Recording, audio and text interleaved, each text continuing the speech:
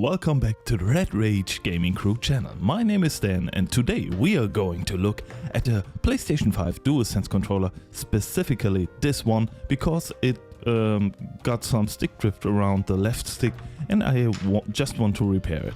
It's out of warranty, it's 2 years old, and just right out of the warranty time it started to stick drift a little bit, and I tried to exchange it with the Sony customer support and they said just no.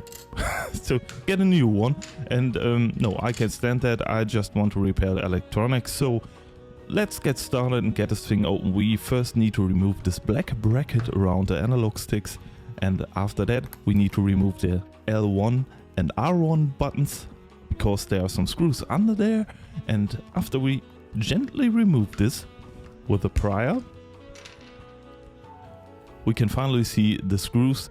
They are located right there. It's a little bit finicky, but we will get them out.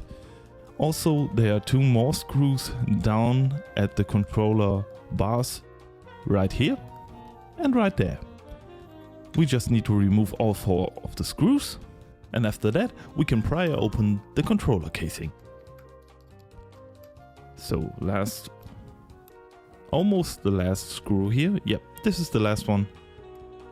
And as always, don't forget to like, subscribe and leave a comment. Yeah. So that's that. Next step will be prying open the casing of the controller. Just start at the side and move with the lining of the controller. Don't forget there are 2 brackets in the front of the controller. We need to open them gently because they break easily. So be careful if you remove these 2 brackets.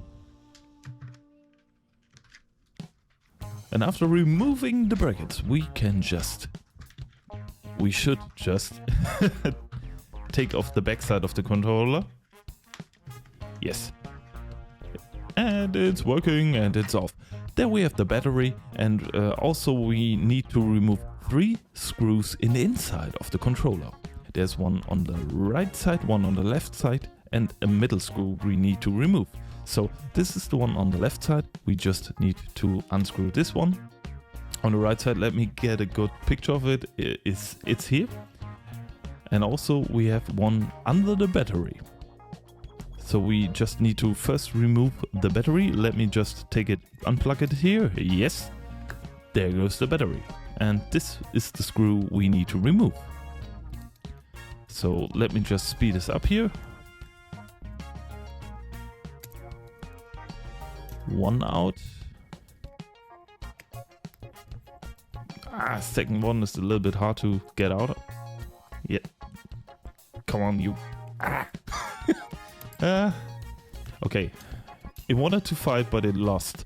So the right screw is the last one that we need to unscrew. It's just here. And after that we can take off the whole front plate of the Dualsense controller. That's crucial to get to the analog stick and clean them properly. Battery casing is not needed right now, so we just need to carefully unplug this flat cable. Also there's a flat cable down here with a pull tab. Don't try to remove the whole connector like me. Try to pull on the pull tab so you don't damage anything.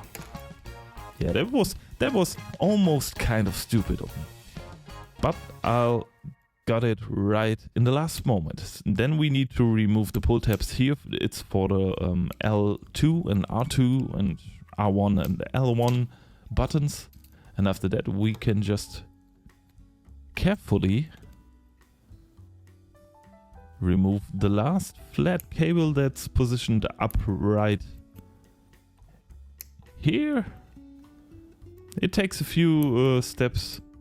Need to wiggle it out carefully, and after that you can just turn around the whole motherboard of the Dualsense controller and remove the stick cap of the broken stick.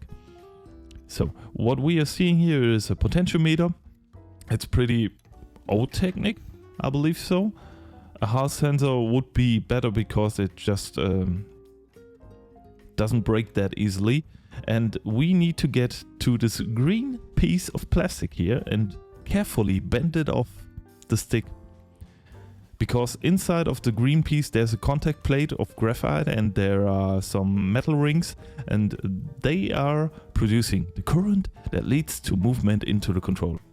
We just need to bend in these plastic tabs on the left and the right side to carefully bend off the green plate.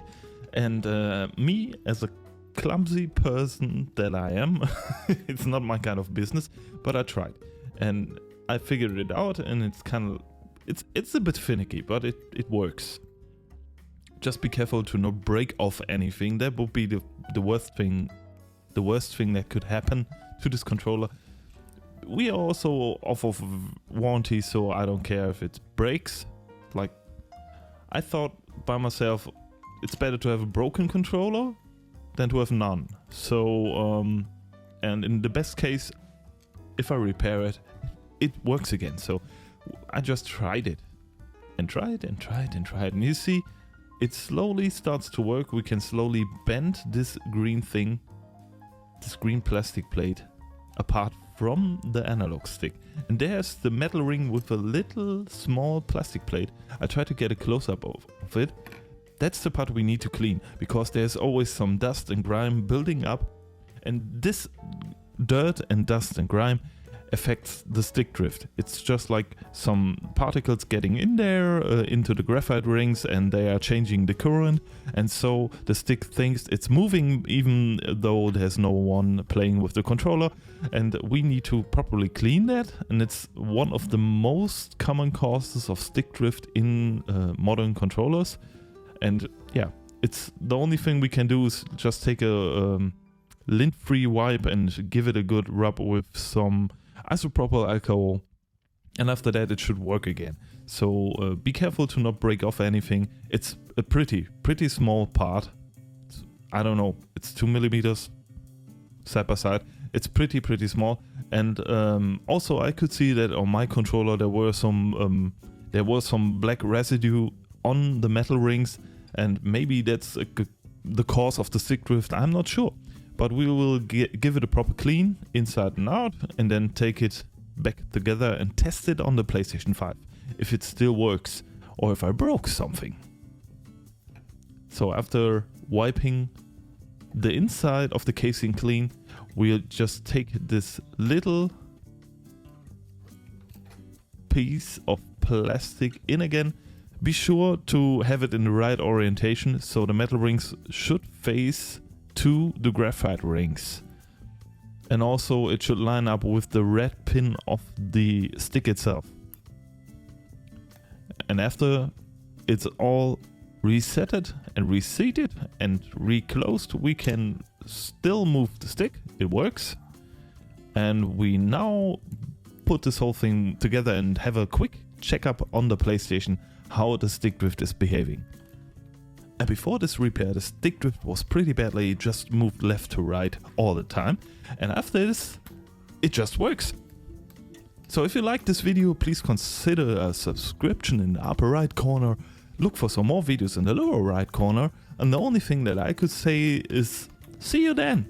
Yours truly, Dan.